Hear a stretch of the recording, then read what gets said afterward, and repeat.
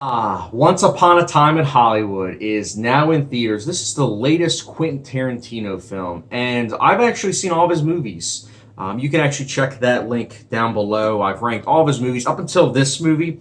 What I'm probably going to do is I'm probably going to re-rank the movies, and that list I'll then put in the comments section down below on that ranking video instead of doing a whole nother video. But anyways, let's get that exposition out of the way. The premise of Once Upon a Time in Hollywood is very simple. It is about Leonardo DiCaprio's character of Rick Dalton, who's a fading TV star, as he is interwoven with his best friend, aka his stunt double, who's played by Brad Pitt, and his name is Cliff Booth. Their two stories are interwoven with Sharon Tate, played by Margaret Robbie, as these three stories are interwoven with one another. This movie is how I described it on my Letterboxd. Yes, I have a Letterboxd, which check it out. Feel free to follow me. Just throwing it out there. I love Letterboxd. I described on Letterboxd, and I could easily just make this a 30-second review. This movie is literally Boogie Nights meets The Big Lebowski meets Killer Joe, and I am A-okay with it. This movie really is a hangout movie.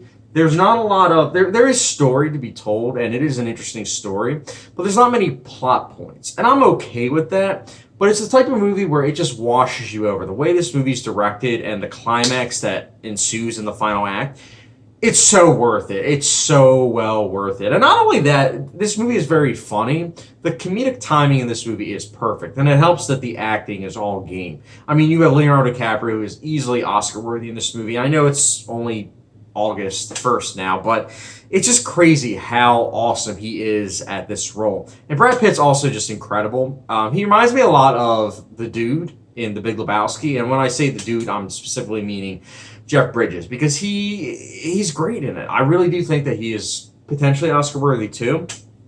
But I also want to give a standout to Tarantino at building tension. He does a good job with this movie because for so long in this movie, it's just so chill that you don't even think about the tension. And then when that final act occurs and there are certain things that happen and how certain things that are utilized get brought back in the final act, it's like, oh my goodness. Like, the final act literally had my jaw dropping because they brought certain elements into that final act, and I was like, why didn't I think, oh, that's why they had it. It was just great. I loved it. And not only that, I think that this movie does a great job of being relatable to all different kind of generations. You have the people that are going to watch this and be like, oh, I remember 1969. You're going to be the people that are just a Tarantino fanboy that will love it because it's got great dialogue and great comedic timing. And then you have the people like me that are like, I like history, but I mean, I'm also down for any Tarantino movie. Like, it's just bringing everyone together. And I think that everyone can agree that this is a well-crafted movie. I've noticed that there's been some controversy with this movie, and I don't know, man. I don't really think it's validated, but to each his own, I guess. But I think that this is really such a well-crafted movie that you can't just help and be engulfed by it. And I want to say this before I get into the negatives. I think that this movie is also just a movie that's a time capsule. You know, you have Boogie Nights that did such a great job of being that 70s movie that didn't take place in the 70s, but you just would swear that actually took place in that. Once Upon a Time in Hollywood feels so much like a 1969 movie that it is just jaw-dropping. From the references to the attention to detail, it's just crazy. Now, with negatives, here, I'm going to describe it like this. My negative, my biggest gripe with the movie is something that I am okay with, but I'm also critical of. I've been going back and forth. I saw this movie a couple days ago, but I've been going back and forth with it. Because I think that Sharon Tate's story in this movie, you could honestly deal without it. I think that, honestly, the only reason why it's in this is because of history, because this movie plays with history, like I was saying earlier. It plays with history, and people that know about Sharon Tate, because she's in this movie, you think it's going to go one way, but it subverts your expectations. It's the ultimate plot device. I know, there was someone at the theater that said, oh, it's a red herring. Well, you know what? I'm calling it a plot device, because to me, that's what it was.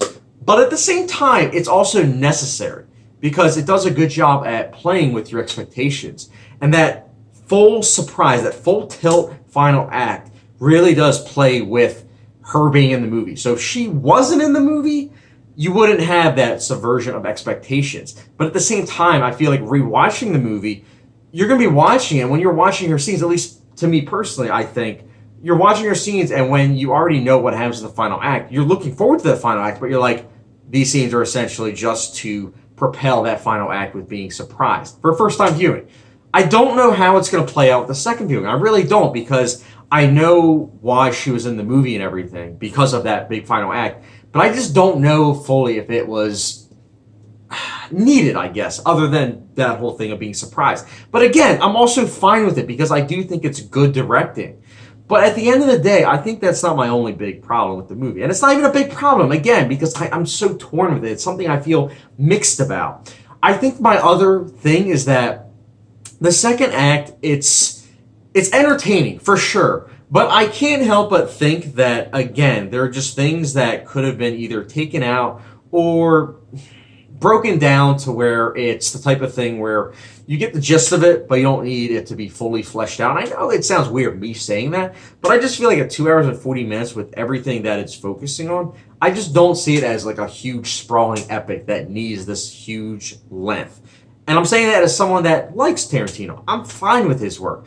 But at the end of the day, I do think that upon rewatch, I don't know how it's going to hold up. But again, keep in mind, I'm the same person. If you rewatch my Hateful Eight review, I'm the same person that said that about Hateful Eight, and I ended up liking it more that time. But for now, with all that being said, Once Upon a Time in Hollywood, it has that mixed plot device that I'm really mixed about, but also has a lot to like in terms of technical aspects, entertainment value, and rewatchability value. You be the judge of that. So at the end of the day, Once Upon a Time in Hollywood, I'll be giving it a 4.5 out of 5 star rating, which there's like a star rating.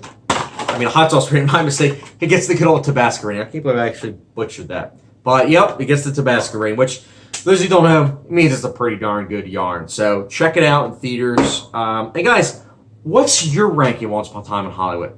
Let me know your thoughts in the comment section down below. Where does it rank on that list? And as always, don't forget the subscription, notification bell, and I'll catch you guys later.